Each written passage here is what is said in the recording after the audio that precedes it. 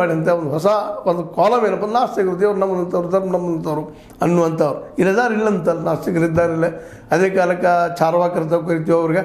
ಈ ಚಾರ್ವಾಕರ ಬಗ್ಗೆ ಇವತ್ತು ದಾಖಲೆ ಮಾಡುವಂಥ ಮತ್ತು ಈಗಾಗಲೇ ಒಂದು ಯುನೈಟೆಡ್ ನೇಷನ್ಸ್ ಆರ್ಗನೈಜೇಷನ್ ಸ್ಪಷ್ಟವಾಗಿ ಜಗದಲ್ಲಿ ಫಸ್ಟ್ ಕ್ರಿಶ್ಚಿಯನ್ರು, 2ನೇ ನಂಬರು ಇಸ್ಲಾಂ ಮುಸ್ಲಿಮರು, 3ನೇದು ನಾಸ್ತಿಕರು ಮೆನ್ಷನ್ ಮಾಡಿದ್ರಿಂದಾಗಿ ಅದನ್ನು ಇಲ್ಲಿ ಕಾಲಮ್ ಸೇರಿಸಿದ್ದಾರೆ. ಆದರೆ ಇವುಗಳ ಬಗ್ಗೆ ಅಬ್ಜೆಕ್ಷನ್ ಸಾಕಷ್ಟು ಅದ. ಅದರಲ್ಲೂ BJP ಮತ್ತು JDS ಪೂರ್ಣ ಪ್ರಮಾಣದಲ್ಲಿ ಇದನ್ನು ನಿಲ್ಲಿಸುವಂಥದ್ದು.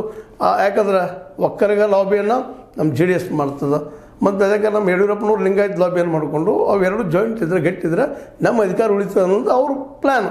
ಅದೇ ಕಾಲಕ್ಕೆ ಈ ಹಿಂದುಳಿದವರು SC ST ಮೈನಾರಿಟಿ ಕೂಡಿದರೆ ನಮ್ದು ಹೆಚ್ಚಾಗ್ತದೆ ಅನ್ನೋಂಥದ್ದು ಸಿದ್ದರಾಮಯ್ಯನವರು.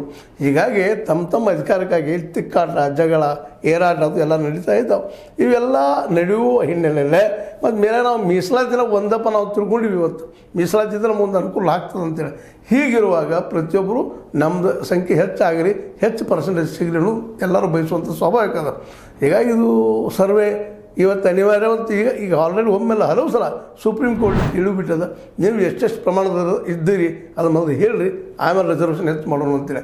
ಯಾಕಂದ್ರೆ ಸಿದ್ದರಾಮಯ್ಯನವರು 50ಕ್ಕಿಂತ ಹೆಚ್ಚು ಮತ್ತು ರಾಹುಲ್ ಗಾಂಧಿಯವರು 50ಕ್ಕಿಂತ ಹೆಚ್ಚು ನಾವು ಇವತ್ತು ರಿಸರ್ವೇಷನ್ ಹೆಚ್ಚು ಮಾಡ್ತೀವಿ ಅಂತ ಹೇಳ್ತಾ ಇದ್ದಾರೆ. ಇದು ಸಹಿತ ಸಾಕಷ್ಟು ತೊಂದರೆ ಕೊಡ್ತಾ ಇದೆ. ಅದಕ್ಕೆ ಕಾರಣ ಇಷ್ಟ, ಮೇಲ್ವರ್ಣೀಯ ಜನ್ಯ ಜಾತಿಗಳ ಕೈಯಿಂದ ಅಧಿಕಾರ ಹೋಗ್ತದೆ ಅನ್ನುವಂಥದ್ದು ಅವ್ರಿಗೆ. ಅದನ್ನು ಕಸ್ಕೋಬೇಕು ಅನ್ನುವಂಥದ್ದು ಹಿಂದುಳಿದ